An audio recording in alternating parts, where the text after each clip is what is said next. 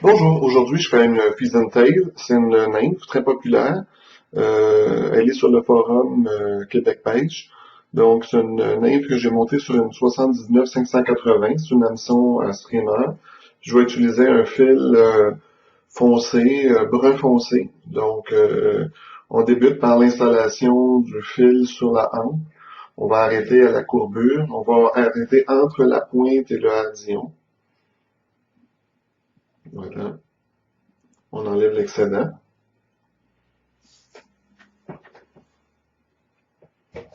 Ensuite, sur une plume de queue de faisan, on va aller chercher quelques fibres pour faire la queue. Donc, toute la mouche est pratiquement faite en plume de faisan. Donc, je vais aller mesurer la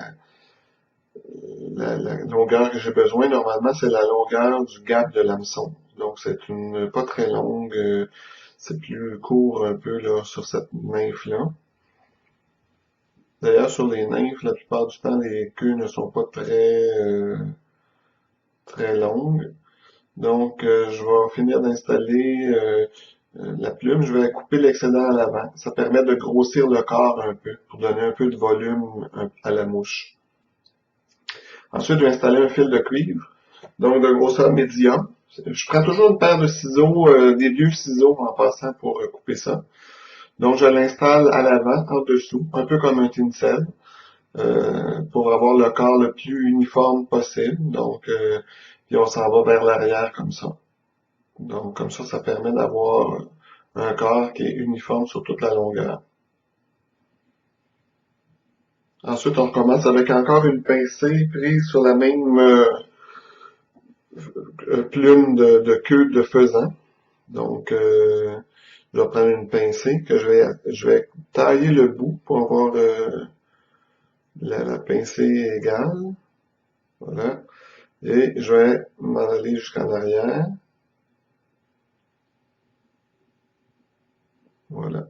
Et là, je vais arrêter mon fil au milieu. Dans le fond, c'est aux deux tiers de la mouche. On garde le tiers en avant pour faire le thorax. Et on enroule. Pour ceux qui ont de la misère à cause des doigts, un petit truc, c'est que vous mettez votre index comme ceci, puis vous poussez le matériel, vous récupérez le matériel en dessous avec l'autre main.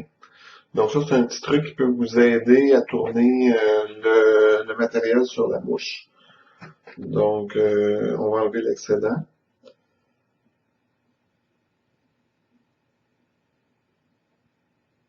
Et on va faire les côtes avec le fil de cuivre. On va essayer de faire les côtes espacées également, équitablement. Avoir des belles côtes l'une à côté de l'autre. 4 ou 5 tours, c'est suffisant. Vous avez remarqué, moi j'ai choisi un fil de cuivre quand même assez gros. Là, pour le couper, je vais juste le tourner au lieu de prendre une pointe de ciseau puis l'abîmer, parce que c'est quand même du métal. Et là, on est rendu à faire le thorax et on va commencer par l'installation des pointes. C'est-à-dire, on va commencer par installer l'élytre. Donc, l'élytre, c'est une pincée encore prise sur la même plume de queue de faisan. Je prends une bonne pincée. Et ensuite, je vais installer les pattes. Je vais les installer tout de suite. Je vais les installer vers l'avant. À la fin, on va les retourner. Donc, on mesure, c'est à peu près la même longueur que la queue. Donc, on veut bien qu'il soit sur le dessus.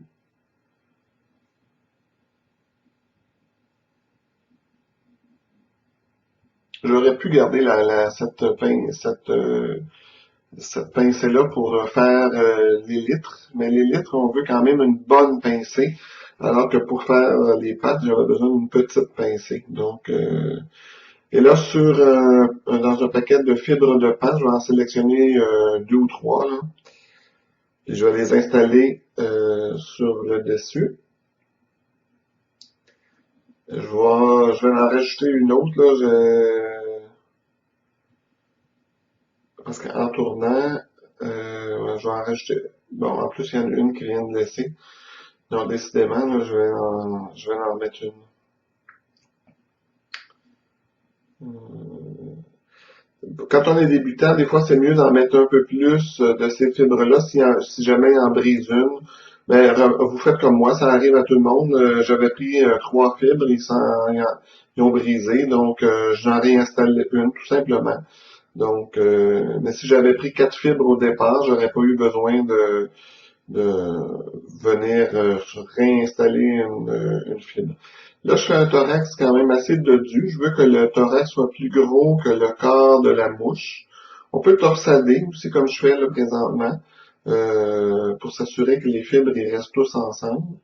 Et on va attacher. Je pense que le thorax est quand même assez dodu. Donc on va enlever l'excédent qu'on n'a plus besoin. On va rabattre les litres. Voilà. C'est une mouche qui est quand même assez simple. Ça ne demande pas beaucoup de matériel. Je pense que tout bon monteur a ce matériel-là.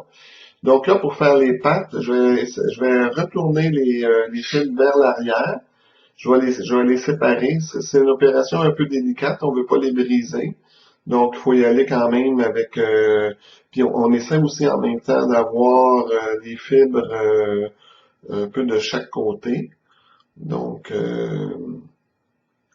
avec les doigts assez finement. À un moment donné, les fibres finissent par plier, là, puis aller se placer. Donc, j'ai fait un tour ou deux, là, mais je vais me reprendre. On voit que les fibres, ils commencent à avoir le goût de rester vers l'arrière. Voilà. Alors là, je vais mettre du fil pour faire la tête et je vais commencer à faire le nœud. Donc, je vais prendre le finisseur de nœud pour faire mon nœud. Les fibres, j'aurais pu les ramener un peu plus vers le bas pour être sous le thorax, là. C'est une petite erreur de ma part.